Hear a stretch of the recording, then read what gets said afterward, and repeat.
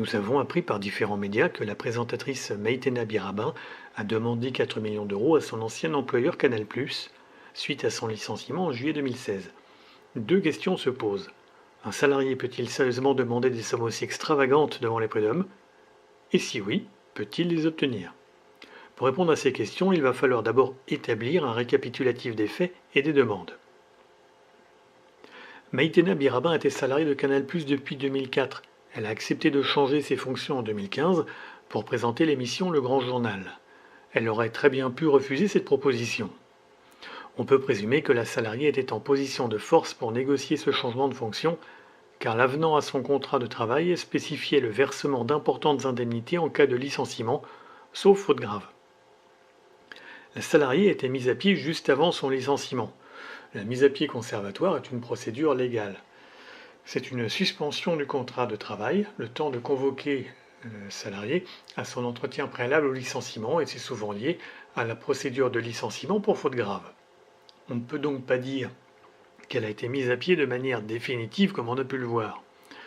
De même, on ne peut pas dire que l'on apprend son licenciement avant même d'être convoqué à l'entretien préalable, ni même pendant celui-ci, car l'employeur ne commet pas une telle faute qui vicierait évidemment la procédure.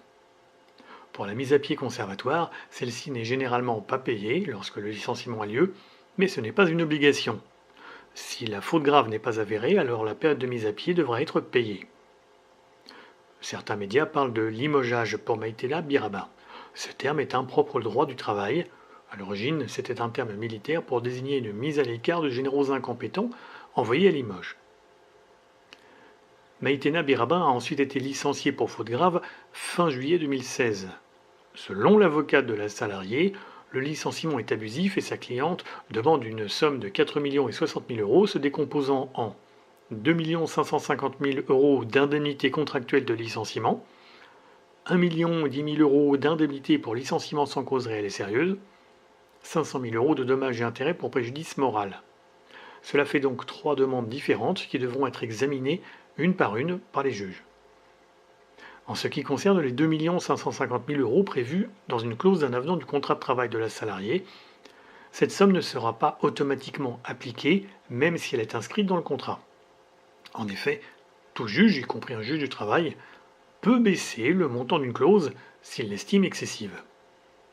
Pour les 1 10 000 euros, au titre de l'indemnité pour licenciement sans cause réelle et sérieuse, cette somme est légalement calculée sur le salaire en fonction de l'ancienneté.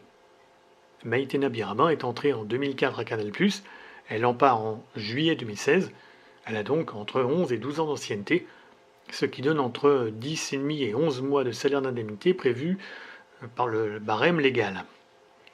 De ces calculs, on peut en déduire qu'elle gagnerait aux alentours de 90 000 euros mensuels. Un tel salaire est-il vraiment envisageable? Aux spécialistes des médias de répondre à cette question. Enfin, pour les 500 000 euros de dommages et intérêts, un salarié peut toujours le demander au juge du travail. Mais encore faut-il prouver qu'il existe un préjudice supplémentaire au licenciement. On trouve généralement le versement de dommages et intérêts lors de licenciements ayant lieu dans des conditions vexatoires. Cet argument sera-t-il soulevé ici? On verra. 9 mois après son licenciement, la salariée a annoncé avoir saisi le conseil de prud'homme. Elle est dans les temps. La prescription pour agir sur une rupture du contrat de travail est de 12 mois désormais, mais 24 mois au moment des faits.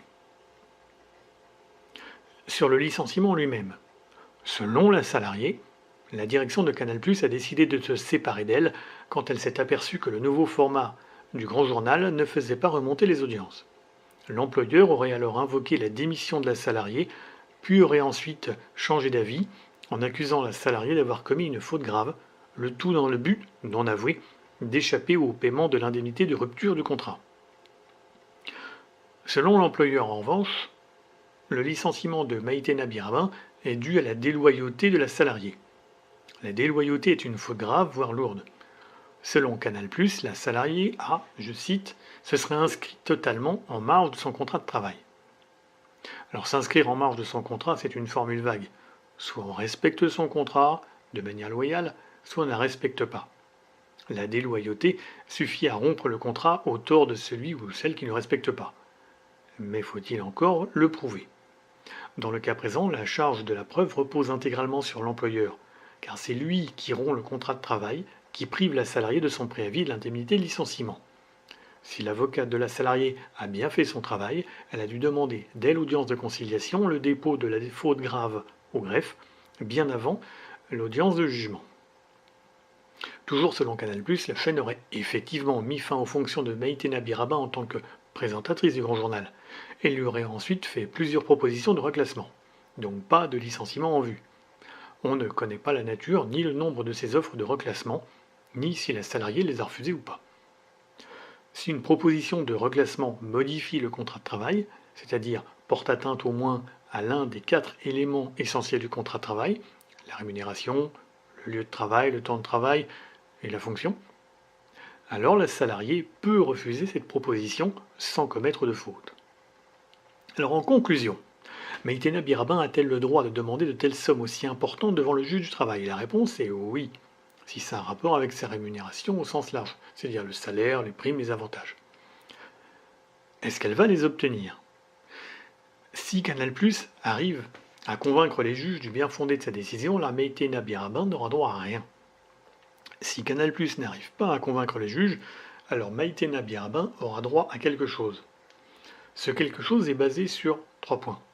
1. Le contrat de travail, dont la salariée indique qu'il contient une clause sur l'indemnité de licenciement qui se monte à 2 550 000 €. Mais un juge peut très bien réduire cette indemnité s'il l'estime disproportionnée. Deuxième chose, l'indemnité demandée par le licenciement, pour le licenciement sans cause réelle et sérieuse, donc 1 million et 10 000 €, c'est basé sur le Code du travail. Et cette demande semble disproportionnée, sauf à ce que le salarié ait une rémunération d'environ 90 000 € par mois. Enfin, troisième chose, les dommages et intérêts, quand ils sont attribués au demandeur, sont fixés librement et arbitrairement par le juge.